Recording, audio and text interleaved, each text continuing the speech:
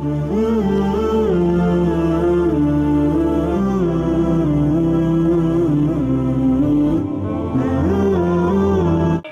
का महीना आने वाला है, गालिबन 2 मार्च से शुरू हो जाए। कितने मुसलमान हैं जो रमजान के महीने में पूरे के पूरे रोजे रखते हैं? कितने मुसलमान हैं जो साहिब हैसियत और साहिब इस्तिताअत हैं और अपने माल की पूरी पूरी ज़कात अदा करते हैं? मेरे भाइयों, कितने मुसलमान हैं जो साहिब हैसियत हैं और साहिब इस्तिताअत हैं और ताकत है उनके पास, जो खाने काबा का जो हज करके आए हैं? कितने मुसलमान हैं बैठे हैं, अभी नहीं जाएंगे, 2 बेटियां और रह गई हैं, इनकी शादी कर दें तब फ्री हो जाएंगे, फिर जाएंगे हज करने। हर बाप यही सोचे बैठा हुआ है। शादियां करना सुन्नत है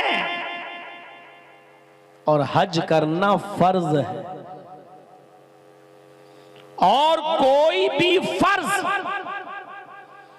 इसलिए मुलतवी नहीं हो जाएगा कि बेटे की शादी कर दो या बेटियों की शादी कर दो उसके बाद आप जाएंगे। आपके पास हैसियत हो गई, इस्तिताअत हो गई, अब आपको इसी वक्त हज करने के लिए तैयारी करना और जाना है। और याद रखना, अगर बेटे और बेटियों की शादी के इंतजार में रुक गए कि 2 बेटियां इनकी शादी करके जाऊंगा, और उनकी शादियों से पहले अगर आपका इंतकाल हो गया तो आपकी मौत किस हाल में हो रही है आपको ये पता है? अल्लाह के नबी सल्लल्लाहु अलैहि वसल्लम फरमाते हैं, माता अलल मजूसिया, ये आदमी आग का पुजारी बनकर मरेगा, आतिश परस्त बनकर मरेगा, मजूसियत की मौत पर इसकी रूह निकलेगी। माता अलल मजूसिया, ये शख्स मजूसियत की मौत पर मरेगा। आप लोग अभी तक सुकून नहीं बना सके, शांति नहीं बना सके, क्या सुनेंगे? इस जगह खड़े होने की जगह है क्या?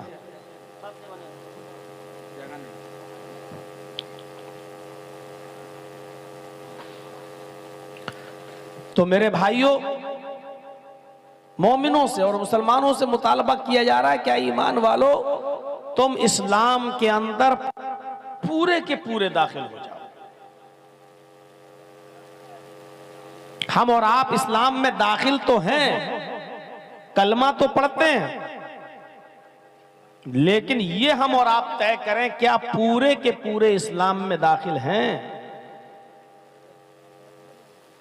क्या जिन चीजों का अल्लाह रब्बुल आलमीन ने करने का हुक्म दिया है और उसके नबी ने, क्या हम उन कामों को कर रहे हैं? नबी अकरम सल्लल्लाहु अलैहि वसल्लम ने जिन कामों से रोका है और अल्लाह ने जिन कामों से रोका है, क्या हम उन कामों से रुक रहे हैं? ये हर मुसलमान को कलमा तो पढ़ लिया, ला इलाहा इल्लल्लाह।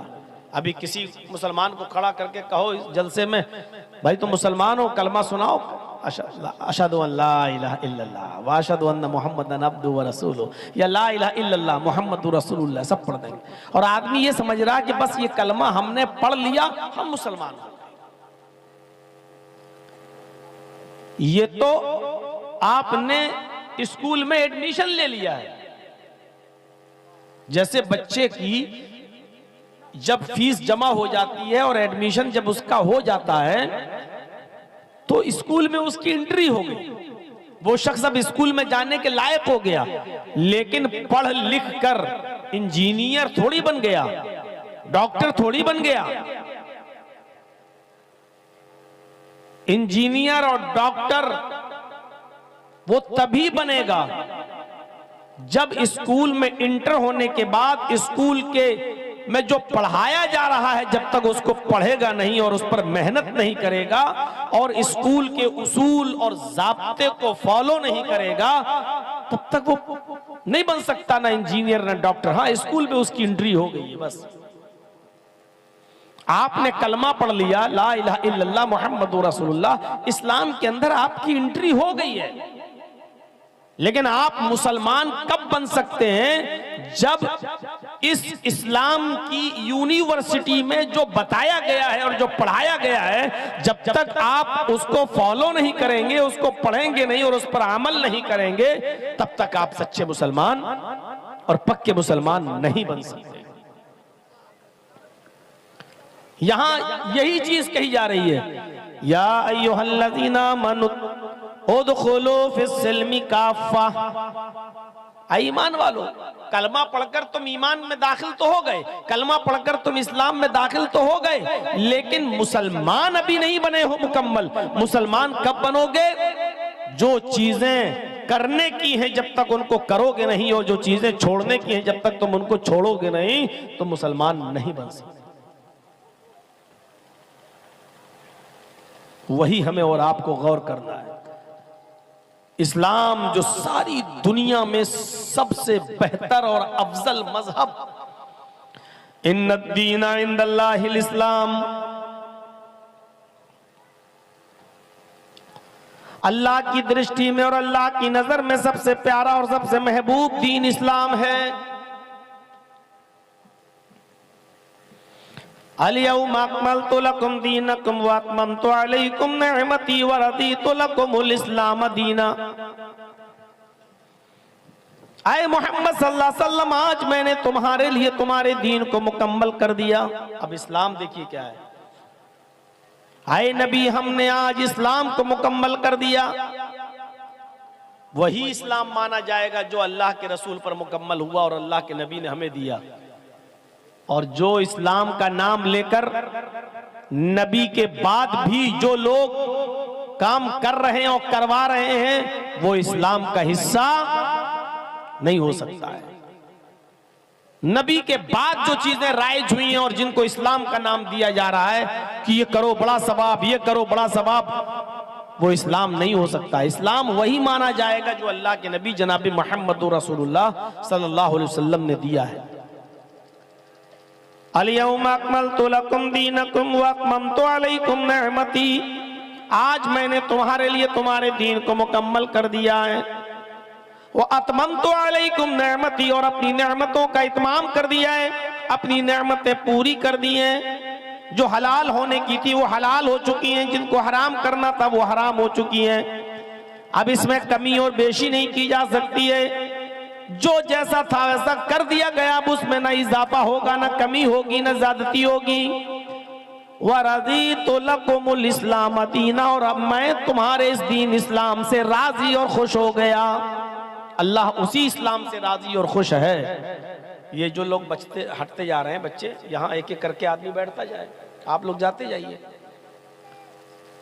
जब हटना ही था तो बीच में घुसना नहीं चाहिए था।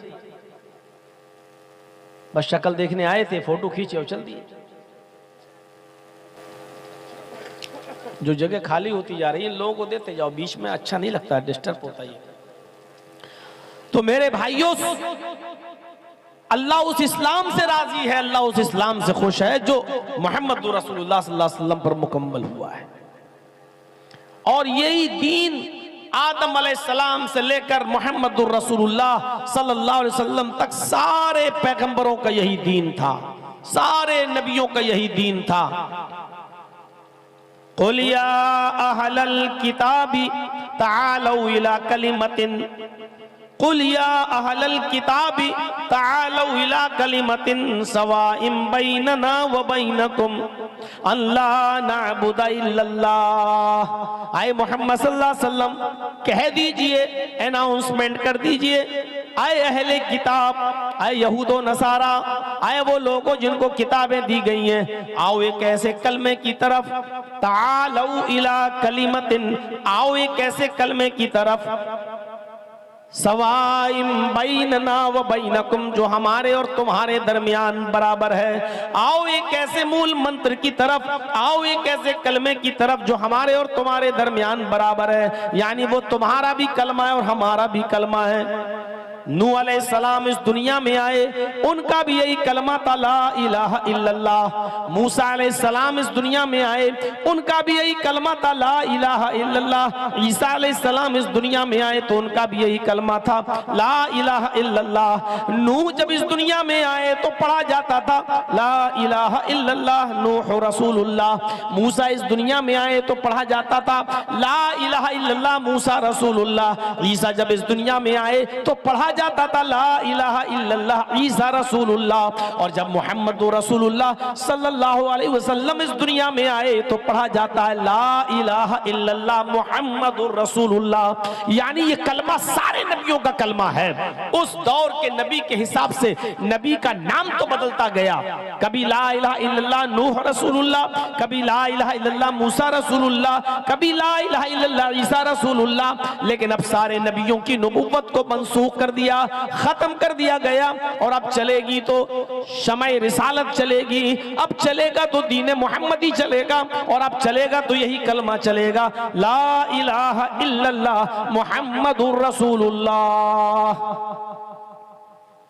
अल्लाह ने जितने भी नबियों को इस दुनिया में भेजा है, सारे नबियों से कहा तुम मेरा पैगाम लेकर जा तो रहे हो, लेकिन अगर तुम्हारी जिंदगी में मेरे आखिरी नबी आ जाएं, तुम्हारी जिंदगी में मेरे आखिरी पैगंबर आ जाएं, तो तुम सबकी नबुव्वत खत्म हो जाएगी और तुम सबको हमारे नबी मोहम्मद रसूलुल्लाह पर, आखिरी नबी पर ईमान लाना होगा और उनके मिशन में उनकी मदद भी करना पड़ेगी। वइज़ अख़ज़ल्लाहु मीज़ाक़न नबिय्यीन लमा आतैतुकुम मिन किताब व हिकमा सुम्मा जाअकुम रसूलुम मुसद्दिक़ुल लिमा मअकुम लतुमिनुन्न बिही व लतंसुरुन्नहु। ये आदेश दिया था, ये हुक्म दिया था अल्लाह ने। जितने भी नबी इस दुनिया में आए अल्लाह ने उनसे वादा लिया, एक इकरार लिया। वइज़ अख़ज़ल्लाहु मीज़ाक़न नबिय्यीन लमा आतैतुकुम मिन किताबि व हिकमा, हम जिस रसूल को किताब व हिकमत देकर दुनिया में भेजेंगे, थुम्मा जाअकुम रसूलुम मुसद्दिक़ुल लिमा मअकुम, फिर वो रसूल तुम्हारी तस्दीक करेगा कि तुम अल्लाह की तरफ से आए हुए पैगंबर हो, तुम अल्लाह की तरफ से आए हुए सच्चे रसूल हो, तुम जो बातें लेकर गए हो वो उसकी तस्दीक करेगा। लेकिन याद रखना, जब वो नबी मोहम्मद रसूलुल्लाह सल्लल्लाहु अलैहि वसल्लम तुम्हारे दरमियान आ जाएं, जब वो आखिरी पैगंबर तुम्हारे दरमियान आ जाएं, तो आए सारे पैगंबरों, आए नबियों, आए अंबियाए किराम, तुम्हारा मिशन और तुम्हारा काम ये होना चाहिए लतुमिनुन्न बिही, तुम भी उस नबी के ऊपर ईमान ले आना। लतुमिनुन्न बिही, तुम भी मोहम्मद रसूलुल्लाह को आखिरी नबी मान लेना।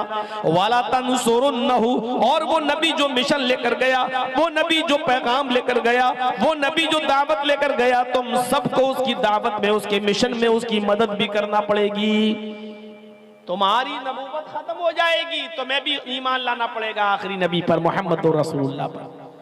कितनी बड़ी बात कही है। अगर नूह, मूसा और ईसा की जिंदगी में मोहम्मद रसूलुल्लाह आ जाएं तो नूह की नबूवत खत्म, मूसा की खत्म, ईसा की खत्म। इन तमाम नबियों को भी मोहम्मद रसूलुल्लाह पर ईमान लाना होगा और मोहम्मद रसूलुल्लाह की बातों को मानना होगा। नबी की बात पर आमन्ना और सद्दकना कहना होगा।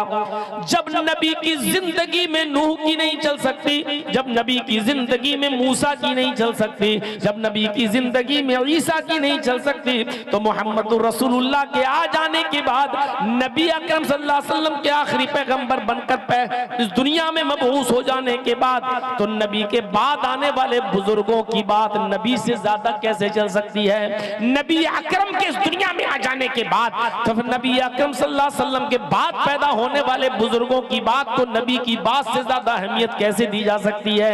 इतनी सी बात सोचिए, जब नूह की नहीं चल सकती, मूसा की नहीं और ईसा की नहीं चल सकती, और आसमानी किताबें जो नाजिल हुई तौरात, ज़बूर, इंजील, जब मोहम्मद रसूलुल्लाह के आ जाने के बाद तौरात, इंजील और ज़बूर नहीं चल सकती, तो नबी अकरम के इस दुनिया में मबूस हो जाने के बाद नबी के बाद आने वाले बुजुर्गों की किताबों को कुरान और हदीस का दर्जा कैसे दिया जा सकता है। इस बात को जरा समझने की कोशिश कीजिए। हर मुसलमान अगर समझ ले तो बहुत आसानी के साथ उसके जहन में ये बात आ जाएगी। आगे बढ़िए मेरे भाइयों, सारे नबियों का यही दीन था। अब हम गौर करें, क्या इस दीन के अंदर हम पूरे के पूरे दाखिल हैं?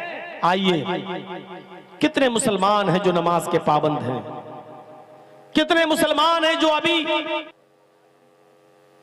इस्तिताअत है आपके पास, क्यों नहीं जा रहे हज करने? सब बेटियों की शादी करना तब जाएंगे। बेटियों की शादी करोगे, ठीक है, बेटियों की शादी हो जाएगी, हज करके आओ, तब हो जाएगी। अब हमारे जहन में क्या है, बेटियों की शादी में लाखों रुपया खर्च होगा। ये जो चीज आई है हमारे जहन में, मेरे भाइयों, यही फजूल खर्ची ने आज हमें फर्ज इबादतों से रोक दिया है। किसने कहा है कि बारात आप अपने घर पे बुलाइए? और किसने कहा है कि आप 100, 150, 200, 250, 300 आदमियों की बारात लेके जाइए? किसने कहा आपसे? ये इतने उलमा बैठे हैं स्टेज पर, और मैं 25 साल से तकरीबन इस एरिया में, कटिहार, बिहार, पूर्णिया, अररिया और ये सब इलाका में 25 साल से दौड़ रहा हूं, तकरीरें कर रहा हूं, और बार बार हर स्टेज पर हमारी बातों में ये सारी बातें आती हैं। आज तक तो कोई आलिम हमें बता नहीं सका कि बारात का सबूत फला फला हदीस में मौजूद है। कहां लिखा है कि लड़की वाला भी बारातियों को अच्छा से अच्छा खाना खिलाए और अच्छे से अच्छा पिलाए और अच्छे से अच्छा उनकी मेहमान नवाजी करे? कौन सी हदीस में लिखा है? कौन सा इस्लाम कहता है? अगर कोई आपको ये कहे कि मैं अपने लड़के की बारात लेकर आपके घर आ रहा हूं, आप कहिए आइए। अगर कोई कहता है कि 300 आदमी आएंगे साहब, आप कहिए 300 नहीं 400 लाइए। आप बेटी वाले हो, मैं आपको जो तजर्बा, जो बात बतला रहा हूं उसको गांठ बांध लो।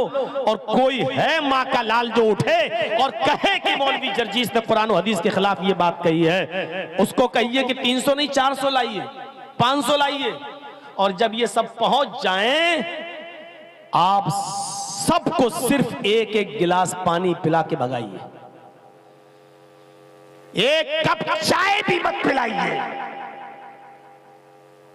और आप ऐसा करना शुरू कर देंगे ना, अपने आप बारात खत्म हो जाएगी। और जब वो कहें कि साहब आप क्या कर रहे हैं मेहमानों की, आप मेहमान हैं कहां?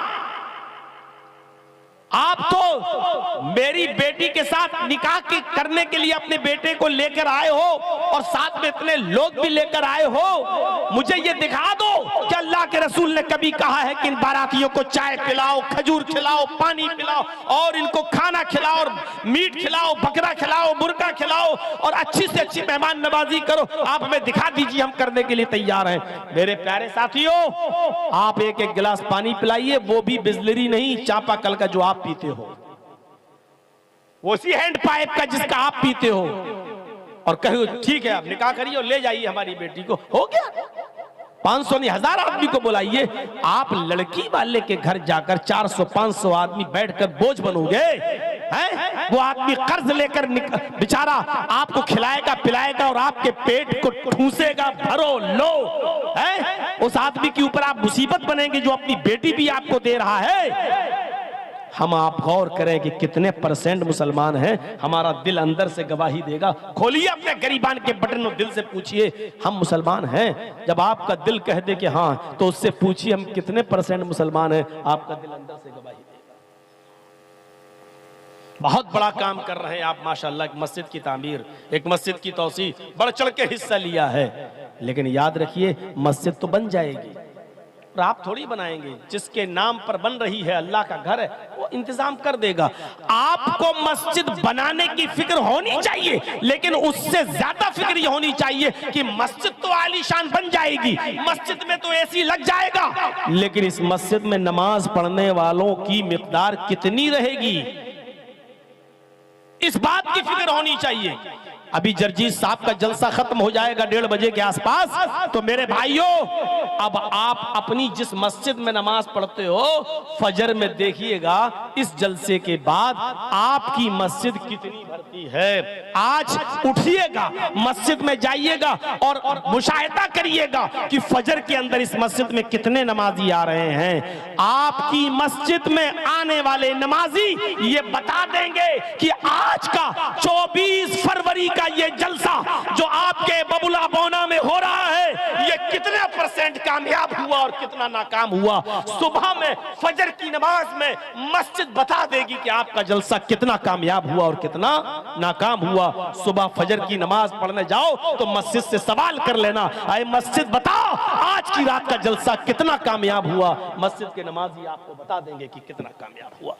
मस्जिद तो बना ली शब भर में ईमान की हरारत वालों ने, मन अपना पुराना पापी रहा बरसों में नमाजी बन न सके। कोई पूछने की जरूरत नहीं, मस्जिदों से सवाल करिए कि मस्जिद बता कितना जलसा कामयाब हुआ। मस्जिद बता देगी कामयाब नहीं हुआ। आधी रात 1 बजे 1:30 बजे 2 बजे जलसा खत्म कर दिया, जो लोग पढ़ते भी थे वो भी नहीं आए, नींद में सो गए हैं। आपकी मस्जिदें बता दें ये जलसा फर्ज नहीं है, नमाज फर्ज है। जलसा आप नहीं भी कराते तो गुनाहगार नहीं होते, लेकिन फजर की नमाज में अगर आप मस्जिद में नहीं जा रहे हैं तो गुनाहगार हो रहे हैं। या अय्युहल्लज़ीना आमनू दुखुलू फिस्सिल्मि काफ़ा, ईमानो वालो तुम इस्लाम के अंदर पूरे के पूरे दाखिल हो जाओ। आइए चंद चीजें बताता हूं, इन चीजों पर गौर करके अपने आप को टटोलिए और देखिए हम कितने % मुसलमान हैं। हजरत मुआज़ इब्न जबल फरमाते हैं कि अल्लाह के रसूल सल्लल्लाहु अलैहि वसल्लम ने मुझे 10 बातों की नसीहत फरमाई, 10 बातों की वसीयत फरमाई। इन 10 बातों पर मैं आज के प्रोग्राम में चल तो नहीं पाऊंगा, तर्जमा कर दूंगा, लेकिन कुछ चीजें मैं उठा रहा हूं। सुनिए मेरे भाइयों, हजरत मुआज़ कहते हैं कि अल्लाह के रसूल सल्लल्लाहु अलैहि वसल्लम ने मुझे 10 बातों की वसीयत की। ये 10 चीजें हम गौर करेंगे और हर आदमी सोचे कि ये इस्लाम का हिस्सा है, ये कितनी चीजों पर हम अमल कर रहे हैं। पहली चीज, आए मास ला तुशरिक बिल्लाहि शैअन इन कुतिलता औ हुर्रिकता। आए मास अल्लाह के साथ कभी भी किसी भी हाल में किसी को शरीक मत करना, शिर्क मत करना। ला तुशरिक बिल्लाहि इन कुतिलता औ हुर्रिकता, अगर तुझे काट दिया जाए, कत्ल कर दिया जाए, औ हुर्रिकता या तुझे जलाकर राख कर दिया जाए। अब शिर्क समझते हैं किसे कहते हैं? शिर्क में एक चीज मैं समझाऊंगा, उसी से आपको समझ जाएंगे।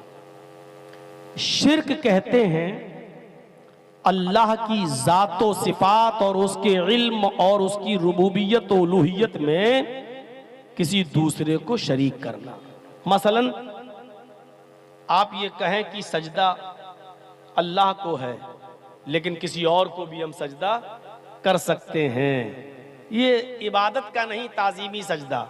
आप इस तरीके की अगर बातें करते हैं, हम अल्लाह से दुआ करते हैं कि अल्लाह तू मुझे शिफा दे, आय अल्लाह मेरे बाप का इंतकाल हो गया तो उनको जन्नत दे। ये दुआ हम कहीं और जाकर भी कर सकते हैं कि आप हमारे बाप के लिए दुआ कीजिए अल्लाह ताला से कि अल्लाह ताला मेरे बाप को बख्श दे। या कहीं जाकर हम कहें कि बेटा ने शादी को 20 सालें हो गई हैं, 10 सालें हो गई हैं, बच्चा नहीं हो रहा है, आप हमें अल्लाह से दुआ करके, अल्लाह से सिफारिश करके मुझे बेटा बेटी दिलवा दो। मेरे भाइयों, आप डायरेक्ट मांगिए। शिर्क को समझने के लिए एक और मिसाल मैं देता हूं आपको। एक चीज होती है कुफ्र और एक चीज होती है शिर्क। इंतहाई मजबूरी में जहां आपकी जान को खतरा है और कोई आपसे कुफ्र करा रहा है, वहां अपनी जान को बचाने के लिए कुफ्र करना जायज हो जाता है, लेकिन शिर्क करना उधर भी जायज नहीं है। मसलन कोई शख्स आपको पकड़ ले, चाकू निकाल ले, पिस्टल निकाल ले, खंजर निकाल ले और 4-5 लोग आपको पकड़ लें और पकड़ कर कहेंगे किसको मानता है? आप कहो अल्लाह को, और वो मारे थप्पड़, अल्लाह का इनकार कर, अल्लाह का इनकार कर, अल्लाह का इनकार कर। और ऐसी सूरत में आपकी जान जाने वाली हो और आप जानते हो कि जब तक अल्लाह का इनकार नहीं करेंगे ये आदमी मुझे छोड़ेंगे नहीं, मार डालेंगे। ऐसी सूरत में, ऐसी शक्ल में आप अल्लाह का इनकार कर सकते हैं और अपनी जान बचा सकते हैं, जायज। हाँ ठीक है, हाँ ठीक है, अल्लाह नहीं है, हाँ ठीक है, ठीक है, जान बचाने के लिए। लेकिन वो भी जबान से कह सकते हो, दिल में आपको यही रखना पड़ेगा, नहीं हम बस जान बच जाए, हम तो अल्लाह को मानते ही हैं, अल्लाह पर तो हमारा ईमान है ही। सिर्फ अपनी जबान से उनके सामने ये जुमला कह दो कि ठीक है मैं अल्लाह का इनकार करता हूं, मुझे छोड़ दो, आपकी जान बच गई। घर आइए, फिर से कहिए कि अल्लाह मैंने, तू मेरे दिल का हाल जानता है, मैंने दिल से तेरा इनकार नहीं किया था, जायज। ये सब मोबाइल छीनो, तो इनके मोबाइल छीन के दूसरे लोगों जो पीछे खड़े उनको भी डिस्टर्ब करते हैं। क्या करोगे? मौलाना जर्जी साहब की फोटो लेके जन्नती हो जाओगे क्या? एक तो खड़े हैं, दूसरा फोटो और कैमरा। चाहे तो इधर भी बैठ सकते हैं ये लोग।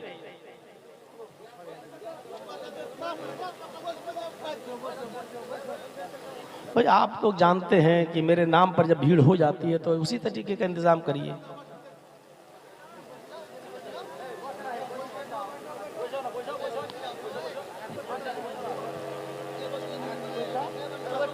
अब आइए इधर तवज्जो दीजिए, नहीं सुनेंगे भी नहीं और सुनने भी नहीं देंगे।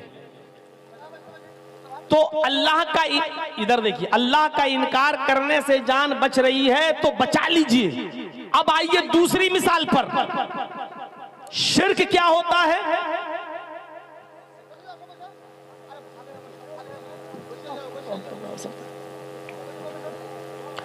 अब शिर्क देखिए, वही 4-5 लोग आपको पकड़े हुए हैं, जबरदस्ती पकड़े हुए हैं, आपको मार भी रहे हैं और ये कह रहे हैं कि तू मुझे सजदा कर, मैं सरदार हूं इस कौम का, या ये मेरे सरदार हैं मेरे कौम के, इनको सजदा कर। जब तक तू इनको सजदा नहीं करेगा मैं तुझे नहीं छोड़ूंगा। अब देखिए, जब तक तू मुझे या मेरे सरदार को सजदा नहीं करेगा मैं नहीं छोड़ूंगा, कत्ल कर दूंगा, मार दूंगा। तो ऐसे मौके पर अपनी जान बचाने के लिए आप उसको या उसके सरदार को सजदा नहीं कर सकते हो। यहां जान जा रही है तो जाने दो, लेकिन आप किसी गैर के सामने सजदा नहीं कर सकते हो। सजदा कर लिया तो शिर्क हो गया। और यहां अल्लाह ने क्या कहा? अल्लाह के नबी ने ला तुश्रिक बिल्लाह, अल्लाह के साथ किसी को शरीक मत करना। इन कुतिलता औ हुर्रिता, अगरचे तुझे कत्ल कर दिया जाए या जला कर कोयला बना दिया जाए, राख कर दिया जाए, अपने जिस्म को राख करवा लेना, लेकिन किसी गैर के सामने सजदा नहीं करना। अल्लाह का इनकार करके जान बच रही है तो बचा लेना, लेकिन गैरुल्लाह को सजदा करके अगर जान बच रही है तो मत बचाना। अपने आप को कत्ल करवा लेना, अपने आप को मार ले, अगर वो टुकड़े टुकड़े करें और जलाएं तो जलवा लेना, लेकिन अल्लाह के अलावा किसी गैर के सामने सजदा ना करना। यही बात कह रहे हैं अल्लाह के नबी मुआज इब्न जबल से, आए माज ला तुशरिक बिल्लाहि शैअन इन कुतिलता औ हुर्रिता। आए माज, हालात किसी भी तरीके के हों, चाहे कितने नागुफ्ताबे हो, और तुमसे शिर्क कराया जा रहा हो, तो कभी भी किसी भी हाल में अल्लाह के साथ कुछ भी शिर्क शरीक मत करना। इन कुतिलता औ हुर्रिता, अगरचे कत्ल कर दिए जाओ या जला दिए जाओ। पहली चीज। दूसरी चीज पर आइए, हर मुसलमान गौर करे, शिर्क करता है कि नहीं करता है? बचो इन जुमलों से। कभी कभी हम लोग कह देते हैं ना, ओफो क्या डॉक्टर है यार, उस डॉक्टर ने मेरे बाप को बचा लिया। ओफो मेरा बेटा कितना बीमार था, उस डॉक्टर के पास दवा लेने गए, उस डॉक्टर ने मेरे बेटे को मरने से बचा दिया। निकल जाता है हमारे मुंह से, लेकिन बचो इन जुमलों से। एहतियात पर तो आपको यह कहना चाहिए, क्या शिफा दी है अल्लाह ने उस डॉक्टर के हाथ में, उसकी दवा में एक खुराक कोई खाता है, अल्लाह उस डॉक्टर की दवा से शिफा दे देता है। अल्लाह ने उस डॉक्टर की दवा में ऐसी शिफा दी कि मेरे बाप बच गए, मेरा बेटा बच गया। ये जुमले बोलिए। जहां आपने ये बोल दिया क्या डॉक्टर है यार, उसने तो ऐसी दवा दी, मेरे बाप को मरने से बचा लिया, मेरे बेटे को मरने से बचा लिया। अरे मेरे बेटा तो आखिरी सांसें ले रहा था, डॉक्टर क्या डॉक्टर है, उसने बचा लिया। कितना बड़ा गुनाह कर रहे हैं, अगरचे हमारे दिल में नहीं है, लेकिन शिर्क चींटी की चाल से ज्यादा बारीक है। हमारे घर में कुत्ता पला हुआ है, एक मिसाल दे रहा हूं, रात भर निगरानी करता है। चोर घुसने वाले थे, हमारे घर में डाका डालने वाले थे, कुत्ते ने भौंकना शुरू कर दिया, चोर भाग गए। आपने सुबह उठकर कह दिया ओफो, अगर घर में कुत्ता नहीं होता तो चोरी हो जाती। इसका मतलब ये हुआ कि कुत्ते ने चोरी बचाई। आपने कह दिया घर में कुत्ता नहीं होता तो चोरी हो जाती। आप ये कहो ओफो, अल्लाह ने इस कुत्ते की वजह से मेरे घर में चोरी बचवा दी। अगर मेरे घर में, हालांकि घर में कुत्ता नहीं पाला जा सकता है, लेकिन एक मिसाल मैं दे रहा हूं आपको। तो मेरे भाइयों, शिर्क चींटी की चाल से ज्यादा बारीक होता है। ला तुशरिक बिल्लाही इन शैअन इन कुतिलता हुर्रिकता। पहली चीज हो गई। दूसरी चीज पर आइए, क्योंकि एक चीज पर हम बोलने लगेंगे तो सारा टाइम इसी में चला जाएगा। आइए दूसरी चीज, हम और आप गौर करें कितना शिर्क कर रहे हैं। पूरे मुसलमान हैं कि नहीं, इस्लाम के अंदर पूरे के पूरे दाखिल हैं या नहीं। अब दूसरी चीज पर गौर कीजिए, मुआशरे का जबरदस्त हिस्सा ही ये, वला तउक़न्न वालिदैक व इन मराकन तखरुज मिन अहलिक व मालिक। अपने माँ बाप की कभी भी नाफरमानी मत करना। वालिदैक में दोनों चीजें शामिल है, माँ भी और बाप भी। वला तउक़न्न वालिदैक, अपने माँ और बाप दोनों की कभी भी किसी भी हाल में नाफरमानी मत करना। आगे वाला जुमला सुनो, थोड़ा सा बुरा लगेगा, और जो लोग अपने माँ बाप से नाराज हैं उनको तो हकीकत में बुरा लगेगा। हो सकता है कि जलसे से उठ के भागने लगे कि मौलवी मेरी हमारे खिलाफ बोल रहा है। वला तउक़न्न वालिदैक, अपने माँ बाप की कभी नाफरमानी मत करना। वइना मराका अन तखरुज मिन अहलिका व मालिक, अगरचे वो दोनों यानी माँ और बाप तुम्हें हुक्म दें इस बात का कि तुम मेरे घर से, अहलो अयाल से निकल जाओ, मालो दौलत छोड़ो, यही रख दो जो तुमने कमाया, भागो यहां से, भागो यहां से। अन तखरुज मिन अहलिका व मालिका, अगर वो तुम्हें तुम्हारे माल से बेदखल कर दें और तुम्हारे अहल वयाल यानी बीवी बच्चों से भी बेदखल कर दें, तो तुम्हें अपने बीवी बच्चों को छोड़ना पड़ेगा और अपना कमाया हुआ माल भी छोड़ना पड़ेगा। इसलिए कि तू भी और तेरा कमाया हुआ माल भी तेरा नहीं है, ले अभी तेरे बाप का है। अगर बाप ने तुझे पैदा नहीं किया होता तो तू कहां से कमाता। तो अल्लाह के नबी सल्लल्लाहु अलैहि वसल्लम ने फरमाया इन्नका व मालुका ले अबीक, तू भी और तेरा माल भी तेरे बाप के लिए है। अगर वो कहे जाओ बीवी बच्चे छोड़ भाग यहां से, मैं तुझे निकाल रहा हूं अपने घर से, तो बीवी बच्चों को छोड़ के भाग जाओ, निकल जाओ। वो कहें कि सारा माल जो तुमने कमाया छोड़ो, यहां पर रख दो यहां, और फिर तुम्हें निकाल दें, तो तुम्हें अपना माल भी छोड़ना पड़ेगा।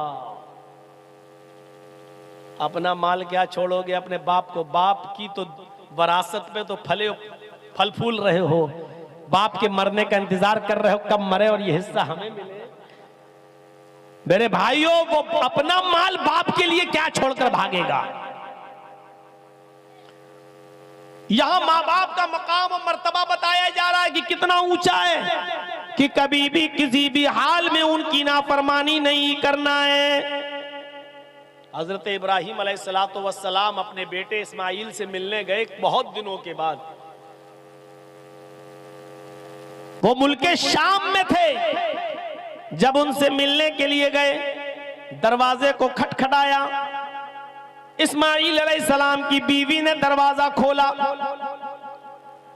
इस्माइल की बीवी नहीं जानती थी कि ये मेरे शौहर के बाप हैं, यानी मेरे ससुर हैं, मालूम नहीं था उनको। और इब्राहिम अलैहिस्सलाम ये जानते थे जब ये औरत ने दरवाजा खोला तो ये मेरे बेटे की बीवी ही होगी। पूछा, बेटी मुझे इस्माइल से मिलना है। बहू ने जवाब दिया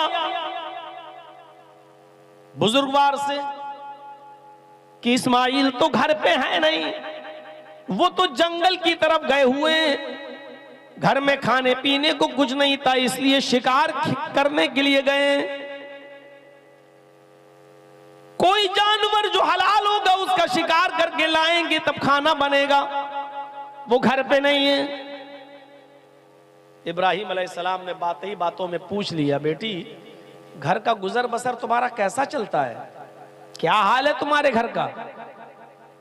कहने लगी बहुत बुरा, इंतहाई गरीबी में मेरी जिंदगी गुजर रही है। सुबह अगर खाने को मिल जाता है तो शाम को भूखी सोती हूं, और शाम को अगर खाने को मिल जाए तो दूसरे दिन सुबह भूखा उठना पड़ता है, और फिर खाने को कुछ नहीं, बहुत तंगी है, बहुत परेशानियों में हमारी जिंदगी गुजर रही है। इब्राहिम अलैहिस्सलातु वस्सलाम ने कहा ठीक है बेटी, अब मैं तो जा रहा हूं, आया तो था तुम्हारे शौहर से मिलने, लेकिन तुम्हारे शौहर तो मिले नहीं, अब मैं जा रहा हूं। जब तुम्हारे शौहर घर पे आ जाएं, ये नहीं कह रहे हैं कि मैं यानी मेरा तुम्हारा शौहर या मेरा बेटा घर पे आ जाए, ये नहीं कह रहे, बल्कि क्या कह रहे हैं, जब तुम्हारा शौहर घर पे आ जाए तो उससे कहना कि एक बूढ़ा आदमी आया था, एक बुजुर्ग आदमी आया था, वो तुम्हें सलाम कहकर गया है, और उसने ये भी मशवरा दिया है तुम्हारे घर की चौखट ठीक नहीं है, अपने घर की चौखट बदल दो। औरत कहती है कि पागल हो गया ये बुढ़ा, सटिया गया, घर की चौखट तो ठीक है, गर्मियों में हवा आती है, सर्दियों में धूप आती है, मैं अपनी चौखट घर की क्यों बदलूं, और ये बुढ़ा होता कौन है मशवरा देने वाला? दिल में सोचती है, कहा ठीक है वो आएंगे तो कह देंगे। इब्राहिम अलैहिस्सलाम वहां से चले गए। शाम को जब इस्माइल अलैहिस्सलाम शिकार का गोश्त लेकर आए, बीवी खाना बनाने लगी, और बीवी ने खाना बनाते बनाते फरमाया मेरे सरताज आज एक बूढ़ा आदमी आया था। अच्छा, कुछ कह रहा था, उसने आपको सलाम कहा। सलाम का नाम सुना इस्माइल समझ गए, एकदम सही से बैठ गए। अच्छा, बूढ़ा आदमी आया था, मुझे सलाम बोला है कि हाँ वो आपको सलाम बोल कर गए। वालैका वालैहिस्सलाम, वालैकी वालैहिस्सलाम, उन पर भी सलामती हो, तुम पर भी सलामती हो। और कुछ कहा उन्होंने? कहा वो बुढ़ा बड़ा दिमाग का खिसका हुआ लग रहा था, सटियाया हुआ लग रहा था। कहा क्यों? कहा वो कह रहा था कि जब तुम्हारे शौहर घर पे आ जाएं तो उनसे कहना कि तुम्हारे घर की चौखट ठीक नहीं है, उसको बदल दो, चेंज कर दो, घर की चौखट ठीक नहीं है। इस्माइल अलैहिस्सलातु वस्सलाम ने कहा मेरी बीवी, उसने तुमसे कुछ पूछा था? कहा उसने पूछा था घर में गुजर बसर कैसी चल रही, जो हकीकत थी मैंने बता दिया, मैंने कह दिया कि अच्छी नहीं चल रही है।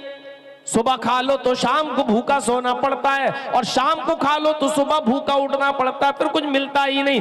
बड़ी तंगी में, बहुत ही परेशानी में हमारी जिंदगी गुजर रही है। फरमाया मेरी बीवी, वो बुजुर्ग बुढ़ा मेरा बाप था, तुम उसकी बहू, उसने मुझे सलाम कहा है, मैंने जवाब दे दिया है। उसने कहा घर की चौखट बदल दो, तो इस चौखट को बदलने की बात नहीं कही थी। उसने चौखट को बदलने का मतलब यह था कि तुम अल्लाह की नाफरमान बंदी हो, नाशुक्री बंदी हो। तुमने कहा घर की गुजर बसर अच्छी नहीं चल रही है, तुम्हें तो कहना चाहिए था कि अल्हम्दुलिल्लाह, अल्लाह का शुक्र है, उसने जिस हाल में भी रखा है हमारी जिंदगी बड़ी अच्छी गुजर रही है, अल्लाह ने जिस हाल में रखा है मैं खुश हूं, तुम्हें यह कहना था। लेकिन तुमने कहा बड़ी तंगी में गुजर रही है, तुमने अल्लाह की नाशुक्री की है, इसलिए मेरे बाप ने मुझे हुक्म दिया है अपने घर की चौखट बदल दो। इसका मतलब यह है कि मेरे बाप ये कह कर गए हैं कि अपनी बीवी बदल दो। ऐसी नाशुक्री और नाफरमान बीवी को तुम अपनी बीवी न रखो, इसको तलाक दे दो। ओ मेरी बीवी, मैं सब कुछ मान सकता हूं लेकिन अपने बाप की नाफरमानी नहीं कर सकता, जा मैं तुझे तलाक दे रहा हूं। बाप का हुक्म यह था। गुजर रही होगी लड़कों पर, अरे क्या बैठ के लेके बैठ गए मौलाना साहब, सब बाप का ही हक है, औलाद का कोई हक ही नहीं है। इब्राहिम अलैहिस्सलाम ने हुक्म दिया और बेटे ने उसको कर डाला। इस्माइल ने दूसरी शादी की, फिर कुछ अरसे के बाद इब्राहिम अलैहिस्सलाम दोबारा आए। इस्माइल अलैहिस्सलाम दोबारा भी नहीं थे, शिकार खेलने गए हुए थे। फिर दरवाजे को दस्तक दी, दूसरी वाली जो बीवी नई थी उन्होंने दरवाजा खोला, सलाम अलैकुम, वालेकुम अलैकुम हुआ, कहा मुझे इस्माइल से मिलना है। नहीं नहीं वो तो नहीं है, जंगल में गए हैं, शिकार खेलने के लिए गए हैं, घर में खाने के लिए गोश्त का इंतजाम करने के लिए गए। अच्छा अच्छा अच्छा ठीक है, कोई बात नहीं। ये बताओ घर की गुजर बसर कैसी चल रही है? कहा अल्हम्दुलिल्लाह, अल्लाह का शुक्र है, अल्लाह का शुक्र है, अल्लाह ने जिस हाल में भी रखा है उसका बहुत बहुत शुक्र है। अल्लाह रब्बुल आलमीन भूखा उठाता जरूर है लेकिन भूखा सुलाता नहीं है। अल्लाह का शुक्र है कि वो हमको हर हाल में, मैं उसका शुक्रिया अदा करती हूँ। ठीक, ये जाने लगे तो कहने लगे कि बेटी जब इस्माइल घर पे आ जाए तो कहना कि एक बूढ़ा आदमी आया था, उसने तुम्हें सलाम कहा है और यह भी कहा है कि घर की चौखट बहुत अच्छी है, इस चौखट की हिफाजत करना, इस चौखट को बचा के रखना, इस चौखट में कुछ करने की जरूरत नहीं, बहुत अच्छी है घर की चौखट तुम्हारी। जब इस्माइल अलैहिस्सलाम आए तो बीवी ने पूरी बात बताई। इस्माइल अलैहिस्सलाम ने अल्लाह का शुक्र अदा किया और कहा मेरी बीवी जानती हो वो कौन थे? वो मेरे बाप थे, सलाम करने वाला मेरा बाप, वो बूढ़ा आदमी मेरा बाप। और चौखट जानती हो? कहा नहीं। कहा वो तुम हो, मेरे बाप ने कहा है कि चौखट को सही रखना, यानी ये अच्छी चौखट है, इसका मतलब ये है कि तुमने अल्लाह ताला की नाफरमानी नहीं की है, अच्छी बात कही है। और मेरे बाप ने कहा है कि चौखट ठीक है, इस चौखट को बहाल रखना। मैं अपने बाप का हुक्म मानकर तुम्हें अपने पास रखूंगा, मैं तुम्हें छोड़ूंगा नहीं। मेरे भाइयों, इस वाक़े से अंदाजा लगाइए कि माँ बाप की कितनी फरमाबरदारी हुआ करती थी। अल्लाह ताला ने वालिदैन के ताल्लुक से फरमाया वक़ज़ा रब्बुका अल्ला ताबुदू इल्ला इय्याह व बिल वालिदैनि इहसाना। तुम हर हाल में अल्लाह ही की इबादत करना, अल्लाह के अलावा किसी और की इबादत ना करना। व बिल वालिदैनि इहसाना, और अपने वालिदैन के साथ एहसान करना, अपने बाप के साथ अच्छा सुलूक करना, अपने वालिदैन के साथ अच्छा बर्ताव करना। एहसान कहा है, एहसान जानते हो किसको कहते हैं? व बिल वालिदैनि एहसाना, अपने माँ बाप के साथ एहसान करो, अच्छा सुलूक। एहसान के अंदर हर नेकी शामिल है, हर नेकी शामिल है। सिर्फ यही नहीं कि अपने बाप की बात मान ली बस हो गया। अगर बाप बीमार है तो उसका इलाज कराना ये एहसान है। बाप उठ नहीं पा रहा है, उसको उठाना और गोद में लेकर उसको उसके बिस्तर पे बिठाना ये एहसान है। बाप बिस्तर पे लेटा हुआ है, कह रहा बेटे मुझे दरवाजे के बाहर कुर्सी लगाकर बिठा दो, थोड़ी देर में बाहर की हवा खाना चाहता हूं, और वो उठ नहीं पाता है, तो बाप के लिए वो कुर्सी दरवाजे के बाहर रखना और अपने बाप को अपनी कमर पे लाद के ले जाकर उस कुर्सी पर बिठा देना, ये नेकी में, एहसान में शामिल है। जरा गौर करो कि एक सहाबी अपनी माँ को जो अंधी थी और हाथों से कोड़ी थी और पैरों से लंगड़ी थी, दांत नहीं थे मुंह में, उसने कहा मैं उम्रा करना चाहती हूं, तवाफ करना चाहती हूं खाने काबा का। उसका बेटा उसको खाने काबा की तरफ ले गया। अब लंगड़ी थी तो बेचारी चल नहीं सकती थी, अंधी थी, देख नहीं सकती थी, इसलिए बेटे ने उसको अपने कांधों पर लाद लिया, अपने कांधों पर सवार कर लिया, अपनी गोद में उसको उठा लिया और पीठ पर सवार कर लिया। और उसके बाद बेटा अपनी माँ को तवाफ कराने लगा। पांचवा या छठा चक्कर था कि उनकी मुठभेड़ हजरत उमर फारूक रज़ियल्लाहु ताला अन्हु से हो गई।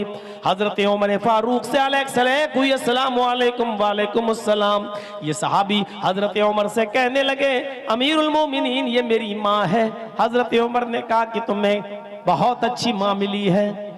कहा, अमीरुल मोमिनीन मैं इसका बेटा हूं, अपनी माँ को खाने काबा का तवाफ करा रहा हूं। मेरी मां भी है, मेरी माँ नाबीना है और मेरी माँ को पैरों से लंगड़ी है, इसलिए चल नहीं पाती। मैंने अपनी पीठ पर लाद कर इसको तवाफ कराना शुरू कर दिया। हजरत उमर ने कहा, अल्लाह तुम्हें इसका बेहतर जज़ाए खैर दे, बेहतरीन बदला दे। उस शख्स ने कहा, अमीरुल मोमिनीन मैं अपनी माँ को अपने हाथ से खिलाता हूँ, अपने हाथ से खाना बनाकर तैयार करता हूँ, अपने माँ के कपड़े में अपने हाथ से धुलता हूँ, अपने माँ की गंदगी को, लैट्रिन और पेशाब पायखाने को भी मैं साफ करता हूँ। मेरी माँ ने तवाफ करने की ख्वाहिश की तो मैं उसको लाया और मैं अपनी पीठ पर लाद कर अपनी माँ को तवाफ करा रहा हूँ। क्या मैंने अपनी माँ का हक अदा कर दिया? जो कुरान और हदीस में माँ का हक बताया गया है, क्या मैंने अपनी माँ का हक अदा कर दिया? हजरत उमर फारूक ने हंसते हुए फरमाया, तुम हक की बात कहते हो कि तुमने अपनी माँ का हक अदा कर दिया?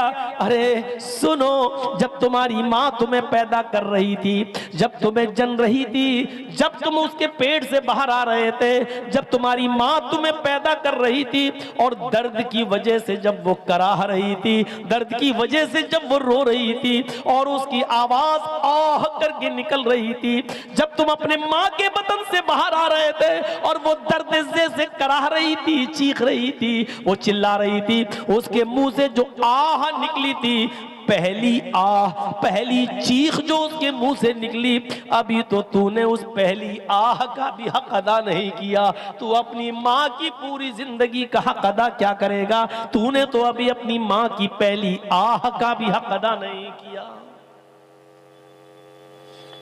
पेशाब पायखाना साफ करने वाला लड़का, अपने हाथ से खाना बनाकर मां को खिलाने वाला लड़का, अपनी पीठ पर लाद कर खाने काबा का तवाफ कराने वाला बेटा, और इस हाल में हजरत उमर कह रहे हैं कि जब वो तुझे पैदा कर रही थी और दर्द की वजह से चीख रही थी, अभी तो तूने उसकी पहली आह का भी हक अदा नहीं किया।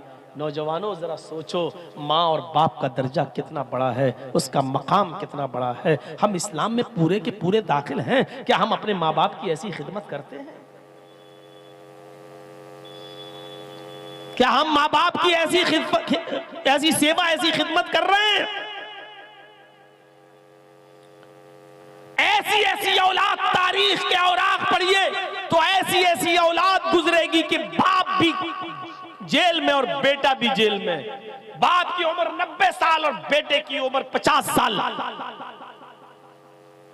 बाप भी जेल में और बेटा भी जेल में, लेकिन दोनों पक्के नमाजी। बेटे ने देखा कि मेरा बाप जेल के अंदर है और 90 साल की उम्र है और नमाज एक भी वक्त की नहीं छोड़ता है और मैं भी नहीं छोड़ता हूं, और जेल में ठंडा पानी मिलता है, सर्दियों की सख्त रात है, सर्दियों की इस ठंडी रात में ठंडे पानी से वुजू बनाते वक्त मेरे बाप को बार बार एलर्जी हो जाती है, नज़ला होता है, जुकाम होने लगता है, उसको फीवर आ जाता है। तो क्या करना चाहिए? उसका 50 साल का बेटा रात में ईशा की नमाज के बाद अपने बाप को बिस्तर पर सुला देता था कि तुम सो जाओ, फजर में उठना है। बाप उसी जेल के अंदर सोने लगता और बेटा तांबे के लोटे में पानी भरता, बेटा तांबे के लोटे में पानी भरता और उस पानी को, उस लोटे को अपने पेट से लगा लेता और सुबह फजर की अजान तक, फजर की नमाज तक उस लोटे को अपने पेट से लगाए रखता कि पेट की गर्मी से पानी में कुछ गर्मी आ जाए, इस पेट की गर्मी से पानी में कुछ हरारत आ जाए। और जैसे ही फजर का वक्त होता, बेटा फौरन अपने बाप को वो पानी देता, जो कदरे गर्म हो जाता, थोड़ा बहुत उसकी ठंडक मिट जाती और थोड़ी गर्मी आ जाती।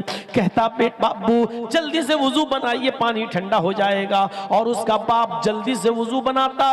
मेरे प्यारे साथियों, ये वाकया कई चीजों की तरफ इशारा कर रहा है। पहला इशारा तो यह करता है कि 90 साल के बावजूद बाप फजर तक की नमाज कज़ा नहीं कर रहा है। जेल की सलाखों में होने के बावजूद बाप नमाज का आदी है और बेटा पूरी रात लोटे को अपने पेट से लगाकर पानी को गर्म कर रहा है कि पेट की गर्मी से पानी कुछ गर्म हो जाए। ये बाप की खिदमत का एक अनोखा वाकया है। मेरे भाइयों, जरा अंदाजा लगाओ कि ऐसी औलादें आज कहां मिलेंगी, ऐसी बच्चे आज कहां हैं जो अपने माँ बाप की ऐसी खिदमत करने वाले हों, जो अपने माँ बाप की ऐसी सेवा करने वाले हों। फरमाया वला तउक़न्न वालिदैक व इन मराकन तखरुज मिन अहलिका व मालिक।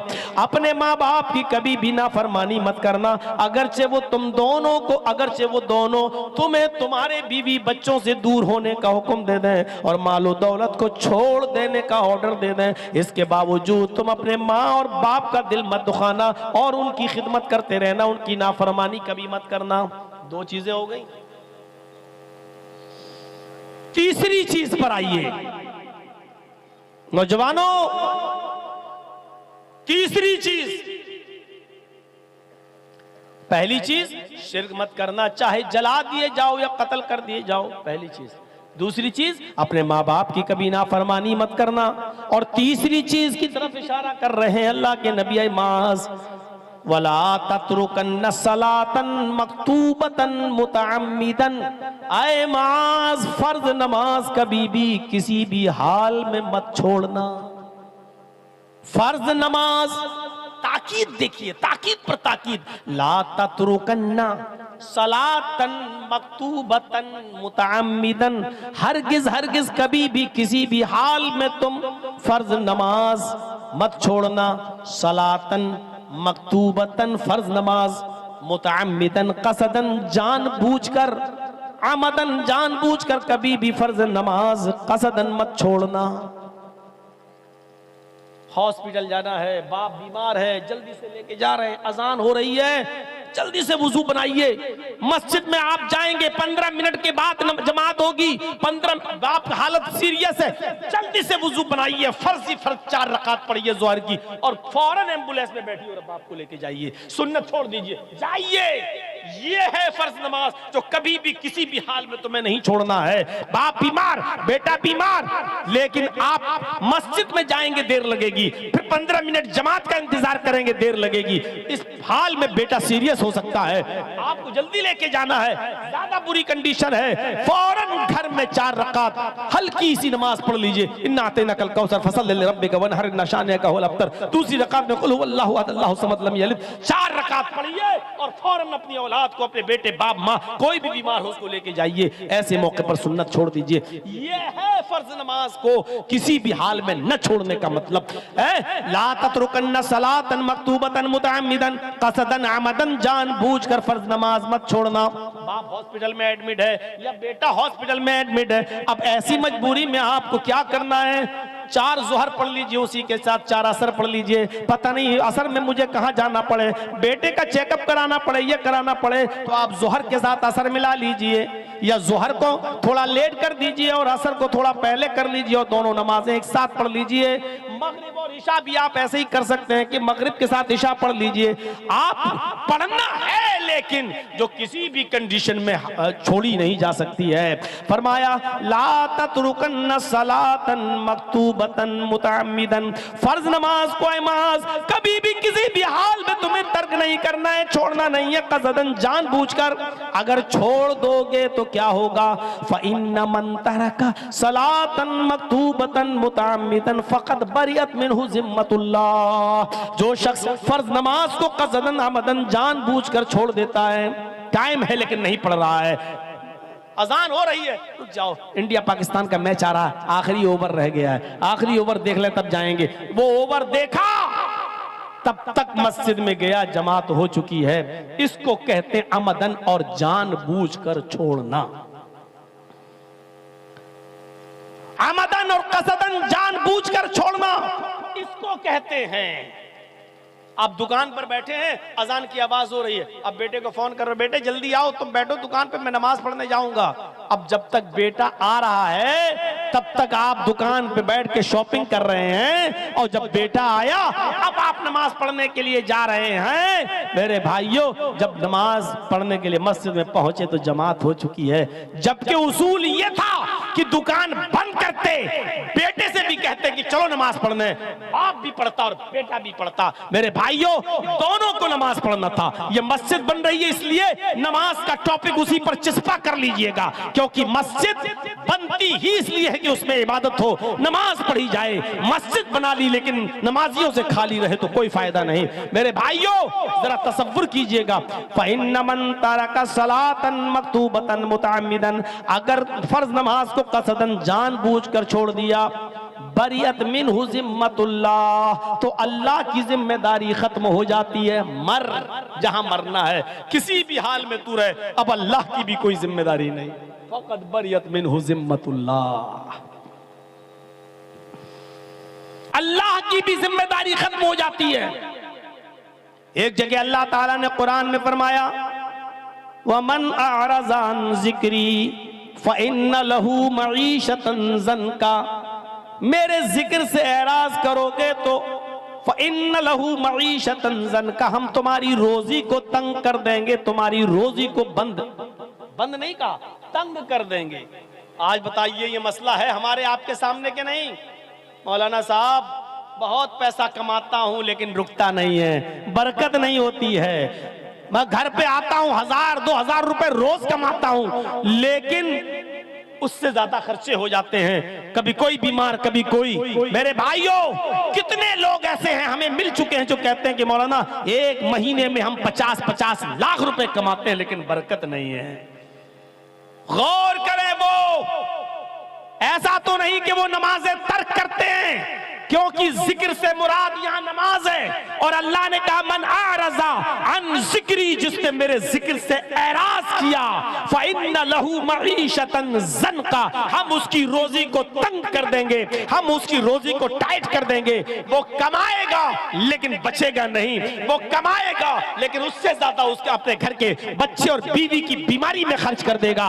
वो कमाएगा तो 1000, खर्चा होगा उसके घर का 5000, हम उसके खर्चे को बढ़ा देंगे, हम उसकी रोजी को तंग कर देंगे। ये अल्लाह ने कहा है। नमाज छोड़ने वालों, तुम्हें किसी मौलवी से ताबीज, गंडा और घर की बरकतों के लिए कोई दुआ पूछने की जरूरत नहीं है। तुम्हारे लिए सबसे बड़ी दुआ और सबसे बड़ा ताबीज यह है कि तुम नमाज पढ़ना शुरू कर दो। नमाज पढ़ना शुरू कर दोगे, घर में खैर बरकत के दरवाजे खुल जाएंगे। नमाज नहीं पढ़ोगे, अल्लाह ने यह नहीं कहा रोजी बंद कर देंगे। फ़इन्न लहू मई, क्या कहा? फ़इन्न लहू मईशतन ज़न्का, जो मेरे जिक्र से एराज करेगा। और सुनो, एराज करना किसको कहते हैं? एक मिसाल ये भी समझा दूं आपको ताकि दिमाग में बैठ जाए। नमाज छोड़ने की बात नहीं कही जा रही है, नमाज छोड़ने वाला मुसलमान है या नहीं ये एक अलग टॉपिक है। अभी मैं अगर उस पर बोल दूं तो बड़ा हंगामा भी हो सकता है, इसलिए मैं फितने को हवा नहीं देना चाहता हूं। मेरे भाइयों, सिर्फ इतना, नमाज छोड़ने वाला या सिर्फ जुमे नमाज पढ़ के पूरे हफ्ते नमाज छोड़ने वाला, उसको मुसलमान कहा जा सकता है या नहीं कहा जा सकता, वो एक अलग मसला है। उसकी तरफ हम अभी जाना ही नहीं चाह रहे हैं, हम एक नया फितना खड़ा नहीं करना चाह रहे हैं आपके दरमियान। लेकिन इतना बता दूं आपको, यहां नमाज छोड़ने वाले को नहीं कहा जा रहा है, मन अअरज़ा अन ज़िक्री कहा जा रहा, जो नमाज से एराज करेगा, यानी पढ़ेगा तो लेकिन टाइम बे टाइम। एराज करना किसको कहते हैं? बच्चा रो रहा है, बच्चा रो रहा है और भूखा है, और माँ टीवी देख के सीरियल देख रही है। अब टीवी तो कहाँ बहुत ज्यादा, अब तो वो है मोबाइल में ड्रामा देख रही है, सीरियल देख रही है माँ उसकी। बच्चा रो रहा है, माँ जानती है कि बच्चा भूखा है, माँ जानती है कि बच्चा दूध मांग रहा है, रो रहा है, लेकिन माँ कह रही रुक जाओ, अभी इसको दूध पाते पिलाती हूँ, पहले ये ड्रामा देख लूं, आखिरी शॉट रह गया है एपिसोड का, ये देख लूं मैं, और 10 मिनट उसी में लगा देती है। तो क्या कहा जाता है? माँ अपने बच्चे से एराज कर रही है। अब जब 10 मिनट पूरा हो गया, ड्रामा खत्म हो गया, नाटक खत्म हो गया, अब माँ गई, बच्चे को उठाया और उसने अपने पिस्तान से लगाया, दूध पिलाया। माँ ने दूध तो पिलाया है लेकिन फिर भी बच्चे से रूगर्दानी की है। उसको जब बच्चे को दूध पिलाना था तब नहीं पिलाया, उसने नाटक जब तक पूरा नहीं देख लिया तब तक उसने बच्चे को दूध नहीं पिलाया। तो क्या कहा जाएगा? मां ने एराज किया बच्चे से, मां ने रूगर्दानी की बच्चे से, मां ने बच्चे से मुंह फेरा, यानी नाटक में इतनी मुनहमिक हो गई कि बच्चे को भूल गई, हालांकि दूध पिलाया। ऐसे ही हम दुकान में बैठ गए, हम मैच देखने लगे, हम कहीं फंसे हैं और अजान हो रही है, नमाज अजान की हय्या अलस सला, लेकिन हम ये काम पूरा कर लेंगे तब जाएंगे मस्जिद में, हम ये मैच पूरा हो जाएगा तब जाएंगे मस्जिद में, हमारा ये आखिरी चीज रह गई है, ये अगर हम छोड़ देंगे तो इनकम्प्लीट रहेगी, हम ये काम कर लें, ये 5 मरीज रह गए, जब तक इनको नहीं देख लेंगे तब तक, ये 5 ही तो रह गए, अभी हम इनको सबको दवा दे देते हैं। अब हम उनको देखने लगे और दुकान बंद नहीं की, देखने लगे, और उसके बाद जब 5 मरीजों को दवा दे दी, या हमने पूरा मैच देख लिया या पूरा हमने ड्रामा देख लिया, उसके बाद या हमने पूरे दुकानों का कस्टमर को निपटा दिया, उसके बाद हम जा रहे हैं नमाज पढ़ने, और नमाज पढ़ी लेकिन जमात हो गई। नमाज तो पढ़ी है आपने लेकिन जमात निकल गई। जिस वक्त हय्या अलस सला कहा जा रहा था उस वक्त आप नहीं गए। एक कस्टमर है मेरी दुकान पे, मांग रहा भाई 5 किलो घी दे दो या 2 किलो तेल दे दो, हय्या अलस सला की आवाज आई, उसी वक्त छोड़ दो आप। अब आप सोचोगे यार 5 किलो घी ले लेगा तो 1 किलो घी पर अगर हमको 20 रुपए बच रहे हैं तो 5 किलो पर 100 रुपए, चलो तौलने वल्ले में लगा दिया। अब आप उस आदमी को रज़्ज़ाक समझ रहे हैं, रोजी देने वाला, आप अल्लाह को रज़्ज़ाक नहीं समझ रहे हैं। अरे छोड़ो, 100 रुपए का नुकसान हो रहा है, होने दो। अगर यहां अल्लाह की खातिर मैं नमाज पढ़ने के लिए चला जाऊंगा तो अल्लाह 100 की जगह 1000 का भी इंतजाम कर देगा।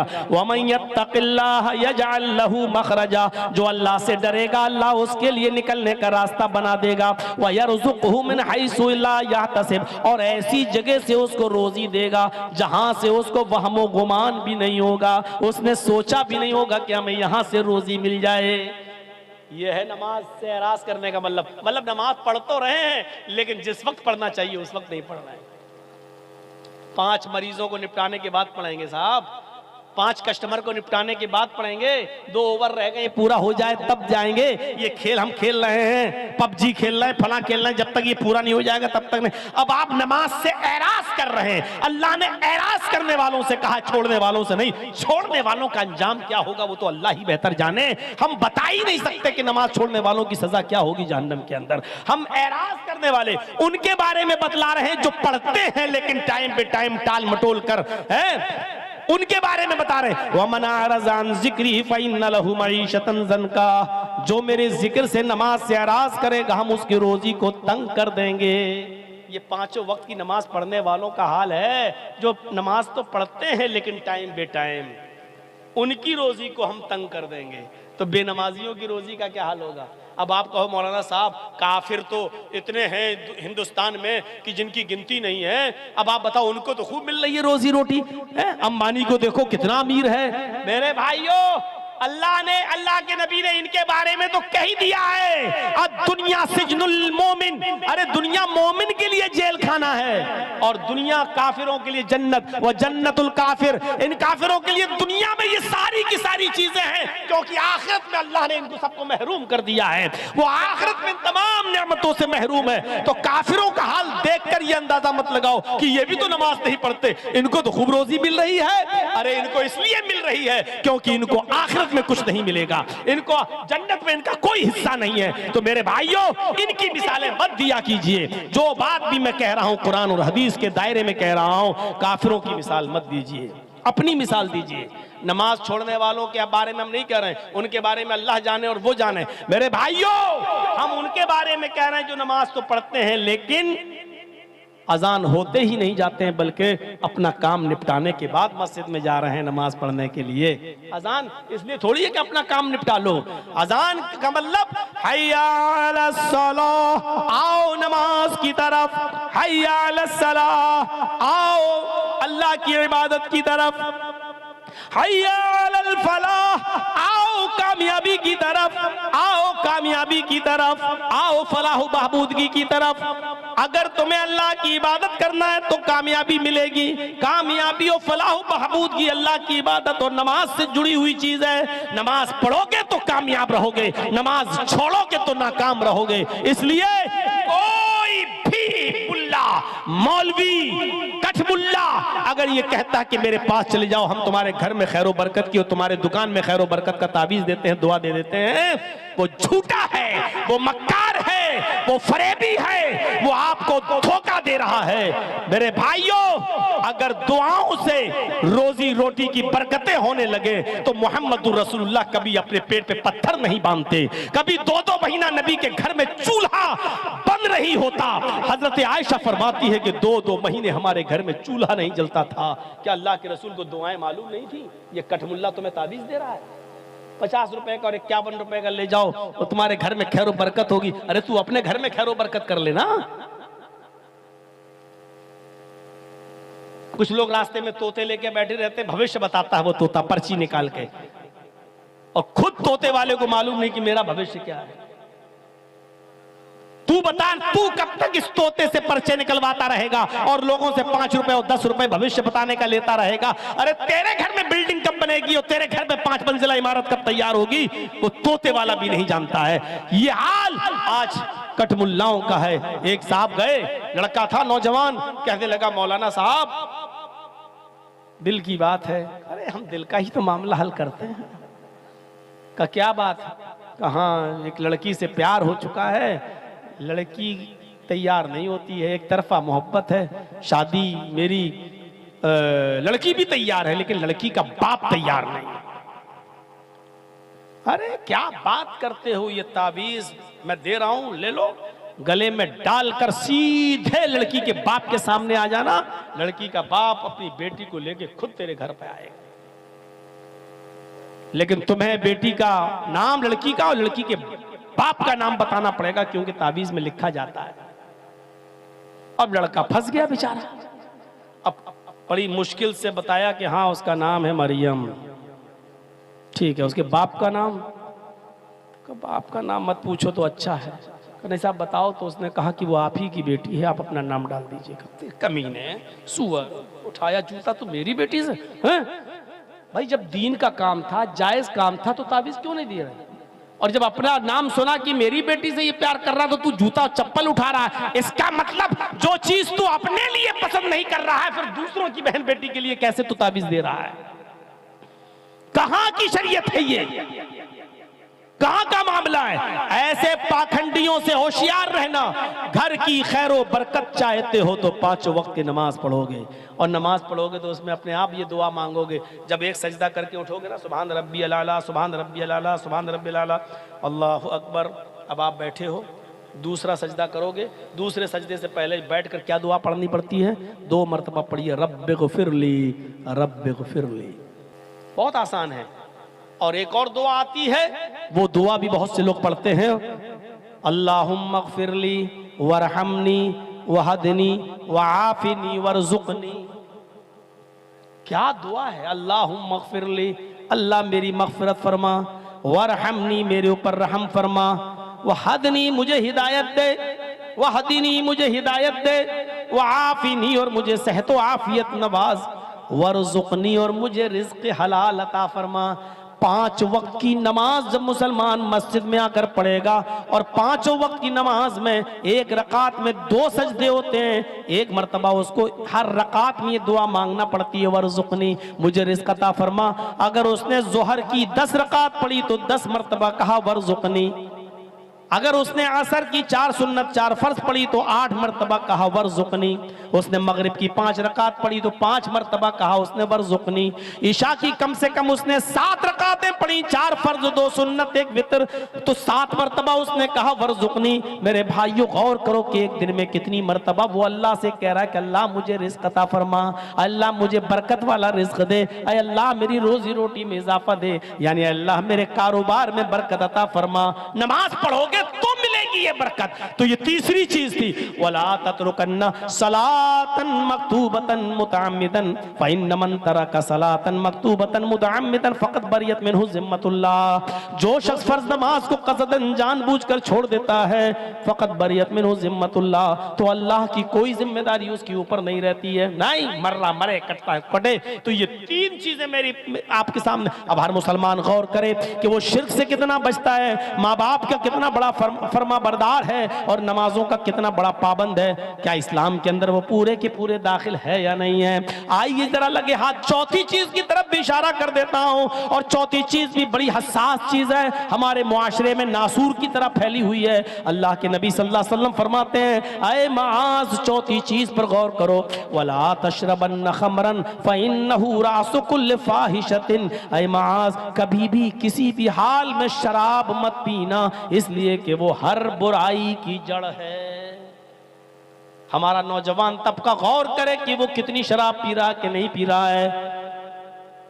और मेरे भाइयों माफ करना, बहुत ही मौजरत के साथ, हम शराब सिर्फ पीने वाली चीज ही को नहीं समझते हैं। शराब सिर्फ पीने वाली चीज ही नहीं होती है, हम हर नशे वाली चीज को उसमें शामिल समझते हैं। इसमें बीड़ी हो, सिगरेट हो, पान हो, गुटखा हो, तंबाकू हो, खैनी हो, हर इस चीज को मैं इसी चीज में शामिल मानता हूं। इसलिए अल्लाह के नबी सल्लल्लाहु अलैहि वसल्लम ने इन तमाम चीजों के इस्तेमाल को हराम करार दिया है। अकरू मकरू ये दूसरे लोगों में होगा, हमारे यहाँ मकरू कोई चीज ही नहीं है। मेरे भाई जो इस्लाम में दो ही चीजें हैं, या तो हलाल है या हराम। अगर कोई चीज मकरू है तो इसका मतलब ये कि दिल चाहे तो छोड़ दो, दिल चाहे तो पी लो। तो मेरे भाई इसका मतलब तो ये हुआ कि वो हलाल के जुमरे में, हलाल के जुमरे में। तो इसलिए ये कहना गलत है कि ये मकरू है, मकरू नहीं है।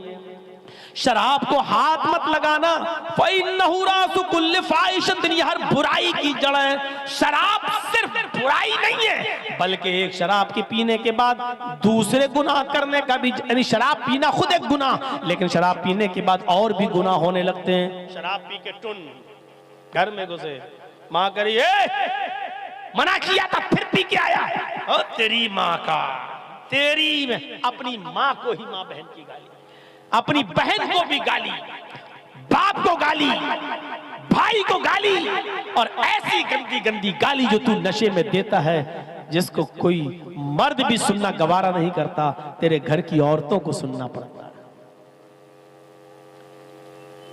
हजरत उस्मान गनी रज़ियल्लाहु ताला अन्हु से रिवायत है कि एक पुराने जमाने का वाक़या अल्लाह के नबी सल्लल्लाहु अलैहि वसल्लम ने बयान किया कि एक बड़ा नेक आदमी था, बहुत इबादत गुजार आदमी था। सुनन नसई की रिवायत है, बहुत नेक और परहेजगार आदमी था और हर तरीके के गुनाह से बचा हुआ था, लेकिन कपड़े का बिजनेस करता था। अपने सर पर कपड़ा लाद कर मोहल्ले मोहल्ले गांव गांव जाकर कपड़ा बेचता था। उस जमाने में एक औरत थी जो बेवा हो चुकी थी, लेकिन बड़ी अय्याश थी, बेवा हो चुकी थी, और वो नौजवानों को अपनी तरफ माइल करती थी। जो खूबसूरत लड़का देखती थी उसको अपनी तरफ माइल करना चाहती थी। उसकी ये खादिमा थी, एक नौकरानी थी। उसने अपनी नौकरानी को हुक्म दिया कि देखो कोई खूबसूरत लड़का अगर तुम्हें नजर आए तो उसको मेरे पास लेकर आना। उसकी नौकरानी ने एक दिन उसको बताया कि एक शख्स है जो कपड़े का बिजनेस करता है, अपने सर पर कपड़ा लाद कर बाजारों में और दुकानों में और इधर से उधर मोहल्ले में बेचता है। बड़ा खूबसूरत आदमी है, बड़ा खूबसूरत नौजवान है, कहो तो मैं उसको लेकर आऊं।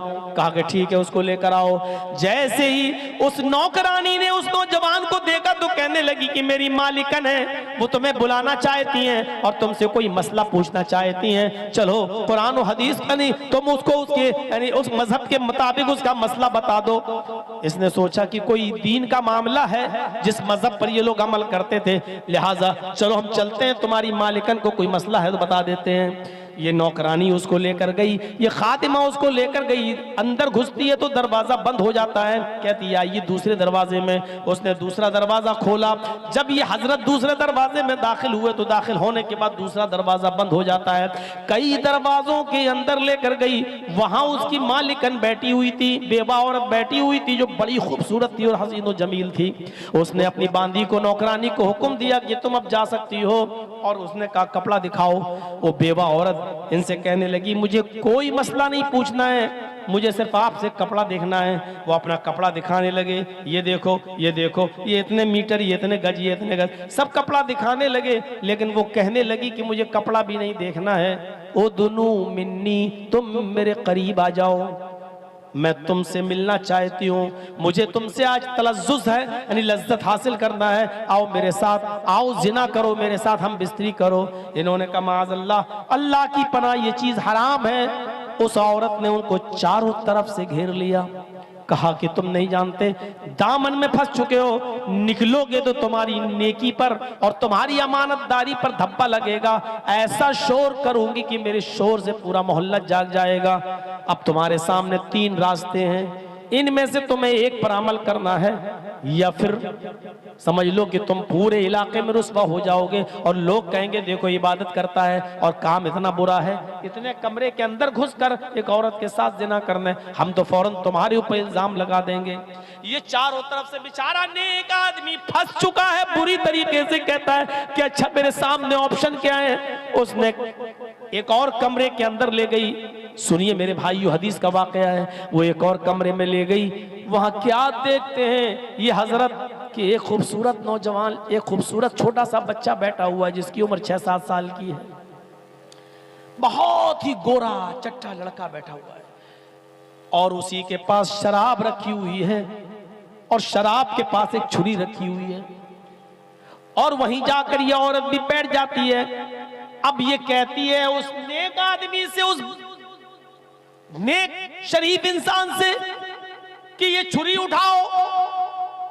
इस नेक शरीफ इंसान ने कहा कि क्या करना चाहती हो तुम? उसने कहा कि तुम मेरे साथ या तो जिना करो, और जिना नहीं करते हो तो इस लड़के को कत्ल करो इस छुरी से, उठाओ और इस छुरी से इस बच्चे को कत्ल करो। ये दूसरा ऑप्शन है। और ये भी नहीं कर सकते हो तो ये शराब रखी हुई है, तुम शराब पी लो, जाओ, इतना काम कर लो, हम छोड़ देंगे। तीनों में से कोई काम, या तो इस बच्चे को कत्ल करो, नहीं करोगे मेरे साथ जिना करो, ये भी नहीं करते हो तो शराब पी, कोई एक काम करना पड़ेगा तभी छोड़ूंगी। अब इन्होंने अकल दौड़ाई कि कम गुनाह किस में है, तो कहते हैं कि सबसे बड़ा गुनाह यह है कि किसी नाहक को कत्ल करूं। इस बच्चे ने क्या बिगाड़ा बेचारे को, तो सबसे बड़ा गुनाह यह है कि मैं कत्ल करूं, नहीं कर सकता। उससे छोटा गुनाह यह है कि मैं इसके साथ जिना करूं, कत्ल के बाद सबसे बड़ा गुनाह जिना, तो मैं कत्ल भी नहीं कर सकता और इस औरत के साथ जिना भी नहीं कर सकता। मजबूरी है, अपनी जान बचाना है तो चलो शराब पी लेते हैं, बाद में अल्लाह से तौबा कर लेंगे कि अल्लाह मुझे माफ कर देगा। कम से कम ये कम गुनाह तो है, छोटा गुनाह तो है, कत्ल और जिना से कम तो है। उनकी अकल काम नहीं की और उन्होंने उस शराब को उठाया और पूरी की पूरी बोतल आंख बंद करके पी गए। जब पूरी की पूरी बोतल आंख बंद करके पी गए तो अब उनको नशा आया, और नशे में जब उनका सर फतूर पे पड़ गया तो उस औरत ने छुरी उसके हाथ में दे दी। उस आदमी ने, नेक शरीफ इंसान ने छुरी भी पकड़ ली और कहा इस बेटे को, इस लड़के को कत्ल करो। वो आदमी अब नशे में इतना चूर था कि वो उठा और उसने उस बच्चे के पेट में चाकू मारा, उसकी गर्दन पर भी चाकू मारा और उस बच्चे को भी कत्ल कर दिया। और उसके बाद उसने, औरत ने उसको पकड़ के अपने ऊपर सवार कर लिया, और शराब के नशे में तो थे ही, कपड़े उस औरत ने खुद उतार दिए और उस आदमी ने शराब के नशे में उस औरत के साथ जिना भी कर लिया। मेरे प्यारे साथियों, उसके बाद में मेरे अंदाजा लगाइए कि अभी तो एक गुनाह करवाया जा रहा था, अब उसने 3 गुनाह कर लिए, यानी बच्चे को कत्ल भी कर दिया, औरत से जिना भी कर लिया और शराब भी पी ली। बहरहाल शराब, ये पूरे काम करने के बाद उनको निकाल दिया गया, घर से बाहर कर दिया गया और बिलाखिर वो पकड़े गए और उनको गिरफ्तार कर लिया गया और फिर उनके ऊपर उस कानून के मुताबिक मुकदमा चला। मैं कहना ये चाहता हूं कि एक गुनाह करवाया जा रहा था, लेकिन शराब पीने के बाद वो 3 गुनाह कर बैठे, ये सोचकर कि ये सबसे कम गुनाह है, इन दोनों गुनाहों से कम गुनाह है। और जैसे उन्होंने शराब पी तो शराब के नशे में वो भूल गए कि नेकी क्या बुराई क्या है। उन्होंने कत्ल को भी मामूली समझा और उन्होंने उन्होंने जिना को भी मामूली समझा। अल्लाह के नबी फरमाते हैं, आए मौज ला तशरबन्न खमरन खमरन फइन्नहु राज़ु कुल्लि फाहिशा, ऐ मास कभी भी शराब मत पीना, इसलिए कि शराब तमाम बुराइयों की जड़ है। शराब पियोगे तो हर किस्म का गुनाह तुम करोगे। शराब पीने वाला जिना भी करेगा, शराब पीने वाला चोरी भी कर सकता है, शराब पीने वाला अपने माँ बाप को भी बुरा समझेगा, शराब पीने वाला अपनी बहन और बेटी तक को गाली दे देगा।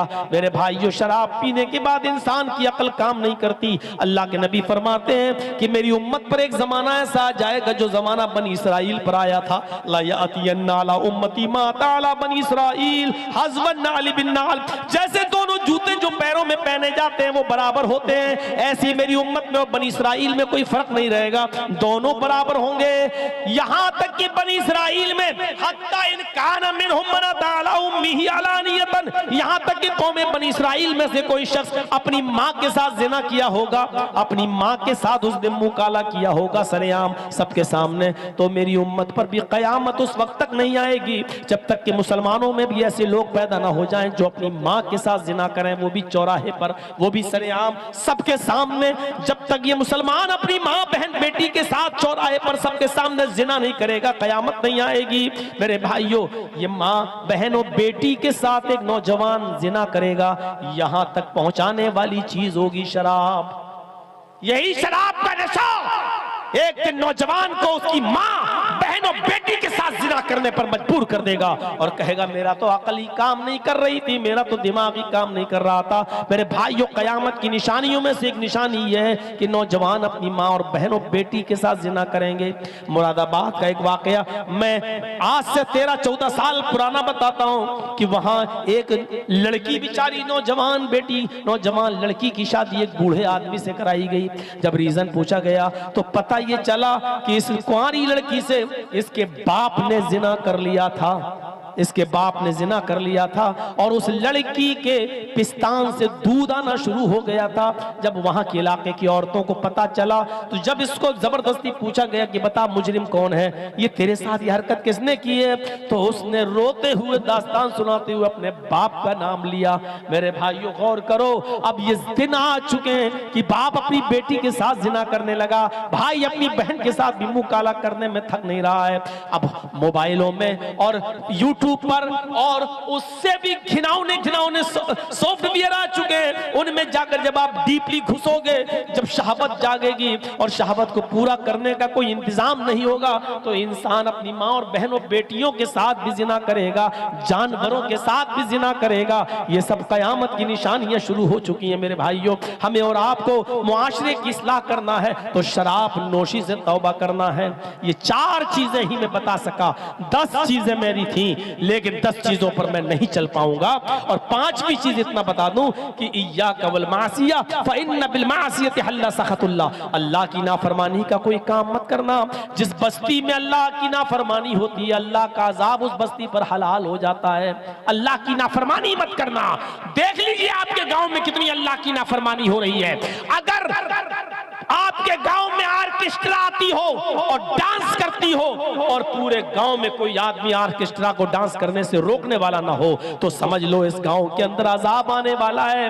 अगर शराब नोशी आम है और कोई शराबियों को शराब पीने से मना नहीं कर रहा है तो समझ लो इस बस्ती पर अल्लाह का अजाब हलाल हो चुका है। अगर बस्ती में अक्सर लोग बेनमाजी हैं और मस्जिदों में 4, 5, 10 आदमी आ रहे हैं तो समझ लो कि अल्लाह की नाफरमानी का इस बस्ती में हो रही है, अल्लाह का अजाब इस बस्ती के ऊपर हलाल हो चुका है। अगर बस्ती के अंदर जुआ खेला जा रहा है लेकिन किसी को रोकने की हिम्मत नहीं और मना करने की हिम्मत नहीं है तो समझ लो कि इस बस्ती के ऊपर अल्लाह का अजाब हलाल हो चुका है। जब अल्लाह का अजाब आएगा तो नेक लोग भी पीसे जाएंगे और बुरे लोग भी।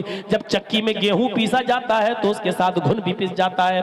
जब अल्लाह का अजाब किसी बस्ती में आता है तो बुरों के साथ अच्छे लोग भी पीस दिए जाते हैं। हाँ, ये अलग बात है कि अच्छे लोगों को कयामत के दिन उनकी नीयतों और उनके अच्छे अमल की वजह से उठाकर जन्नत में दाखिल कर दिया जाएगा, लेकिन अल्लाह के अजाब में वो भी पीसे जाएंगे, वो भी पीसे जाएंगे। उमर इब्ने अब्दुल अजीज के पास शिकायत की गई कि उस बस्ती के अंदर कोई भी आदमी रोजा नहीं रखता है। एक बस्ती है, उस बस्ती के अंदर कोई भी आदमी रोजा नहीं रखता है। उमर इब्ने अब्दुल अजीज ने हुक्म दिया पूरी बस्ती के लोगों को बुलाओ। पूरी बस्ती के लोगों को बुलाया गया। उमर इब्ने अब्दुल अजीज ने हुक्म दिया इनको खड़ा कर दो, उनको खड़ा कर दिया गया। उमर इब्ने अब्दुल अजीज ने कहा कोड़ा दे दो जल्लाद को। कोड़ा दे दिया गया सिपाहियों को और कहा कि इस कोड़े को मारना शुरू करो और सबको 50-50 कोड़े लगाओ, दुर्रे लगाओ, ये बेनमाजी लोग हैं। एक पुलिस वाला आवाज देता है कोड़ा लगाने से पहले कि अमीरुल मोमिनीन, इन पूरी की पूरी बस्ती में एक आदमी जो बीच में खड़ा है वो रोजेदार है, वो रोजा रखता है। मैं जानता हूं कि उसका रोजा कभी नहीं छूटता, वो रोजेदार है। उमर इब्न अब्दुल अजीज ने कहा उसको निकाल लो, उसको हटाओ। कहां है वो? उसको निकाला गया। इधर आओ भाई, तुम तो रोजे से हो। कहा जी। पूरे रखते हो? कहां? उमर इब्न अब्दुल अजीज ने कहा इसको दाहिने तरफ खड़ा करो और इसी को सबसे पहले कोड़े मारो। रोजेदार एक रोजा नहीं छोड़ता है, लेकिन उमर इब्न अब्दुल अजीज कह रहे हैं इसको दाहिनी तरफ खड़ा करो, ये बेरोजगारों को बाद में मारना, पहले इसको मारो और 50 कोड़े इसको इससे शुरू करो। क्योंकि ये अकेले रोजा रखता है और पूरी बस्ती में नाफरमानी होती रही, लोग रोजा छोड़ते रहे, लेकिन ये किसी को ये नहीं कहता कि अल्लाह के अजाब से डरो, तुम भी रोजा रखो। ये अल्लाह के तबलीग नहीं करता है, ये कुरान और हदीस की दावत नहीं देता, ये लोगों को बुराइयों से नहीं रोकता है। खुद रोजा रख रहा है लेकिन लोगों को नहीं रखने का हुक्म दे रहा है, खुद अच्छे काम कर रहा है लेकिन लोगों को अच्छे काम की तरफ नहीं बुला रहा है। इसी से शुरू करो, इसी से शुरू करो। ये आदमी डबल मुजरिम है। मेरे भाइयों सोचो तो सही, हम कहां हैं और किस बस्ती में हम मस्जिद की तामीर कर रहे हैं, और इस मस्जिद का मेरे भाइयों बनने के बाद हम दुआ करेंगे कि अल्लाह इसको आबाद भी फरमाए और इस नमाजियों की तादाद भी बढ़ाए। मेरी तक़रीर खत्म हो चुकी है। चैनल वालों से गुजारिश है कि वो अपने अपने चैनल अब हटाएं। अल्लाह से दुआ करता हूं कि बारे इलाह तू हमारी दुआओं को